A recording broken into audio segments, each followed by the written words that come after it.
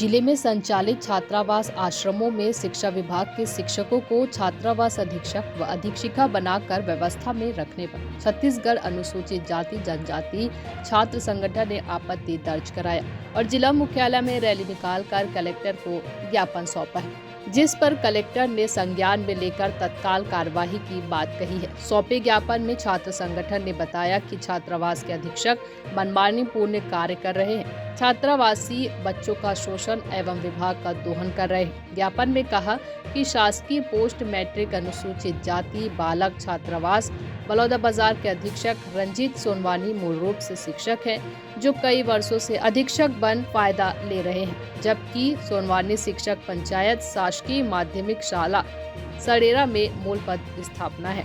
इस पर ज्ञापन के माध्यम से छात्र संगठन ने जिलाधीश से जितने भी शिक्षा विभाग के शिक्षक और छात्रावास व आश्रमों के अधीक्षक एवं अधीक्षिका बनाकर व्यवस्था में रखा गया है, उसे पुनः शिक्षा विभाग में तत्काल भेजने की मांग की गई है। सर, एक साल से लगातार शासन जो रिमाइंडर करते जा रहे हैं जिला अधिकारी और ब्लॉक जिला अधिकारी के द्वारा सहायक आयुक्त को, जितने भी शिक्षक संलिग्नीकरण है उसको वापस मूलतः शिक्षा विभाग में भेजा जाए, जिससे शिक्षा भी व्यवस्था सुचारू रूप से चलते रहे। छात्रावास अधीक्षक में जितने भी शिक्षा विभाग से बैठे हुए अधीक्षक हैं उनको तो कोई डर नहीं है और वो भ्रष्टाचार करते हैं। बच्चों को जैसे भोजन सहायक के लिए राशि आते हैं उसको उन लोग भ्रष्टाचार के रूप में पूरे उपयोग कर लेते हैं। बच्चों को ना नाश्ता देते हैं मेनू के हिसाब से, ना खाना देते हैं, बस एक टाइम सब्जी एक टाइम दाल देके उसको जानवरों की तरह ही ट्रीट करते हैं और वहाँ पर व्यवस्था नहीं रहे। और पूरे अधीक्षकों को रहने की वहाँ पर जो गर्ल्स हो बॉयज़ हॉस्टल के अधीक्षक हो उसको 24 घंटे वहाँ पर रहने की अनुमति है, लेकिन वो वहाँ रहते नहीं हैं, शहर में रहते हैं, बच्चों को देख रेख करते नहीं हैं, भगवान छोड़ देते हैं। तो चरमराई हुई पूरी छात्रावासों की, उसको हमारे संज्ञान में आया तो हमने जाँच की है हमारी टीम ने। तो जांच करने पर 4-5 अधीक्षकों की पूरी भ्रष्टाचार से लिप्त पाया गया, जैसे कि सिमगा हॉस्टल की कन्या छात्रावास की मधु गितलारे हैं श्रीमती, और श्रीमती अंजलि गितलारे हैं। उन्होंने बोला कि जितने भी अधीक्षक हमने शिकायत दिए 5 अधीक्षक उसको तत्काल आज शाम तक हटा देंगे, ये आश्वासन दिए हैं।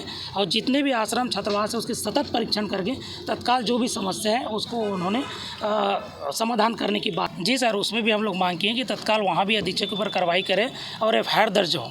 आगे का रूपरेखा अधीक्षिका बनाए जाने के विरोध में जो है रैली निकाली गई थी, आपसे मुलाकात भी हुई है, क्या पूरा मामला है और क्या आश्वासन आपके तरफ से दिए गए हैं?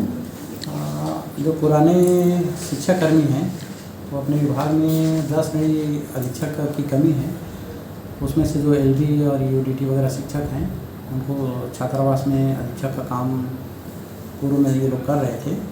तो कुछ ऐसे अधीक्षक हैं जिनको हटाने की छात्रों द्वारा मांग की जा रही है संगठन द्वारा। कितने ऐसे टीचर होंगे जो छात्रावास अधीक्षक के रूप में कार्य कर रहे हैं? ये लगभग 45-50 के आसपास होंगे।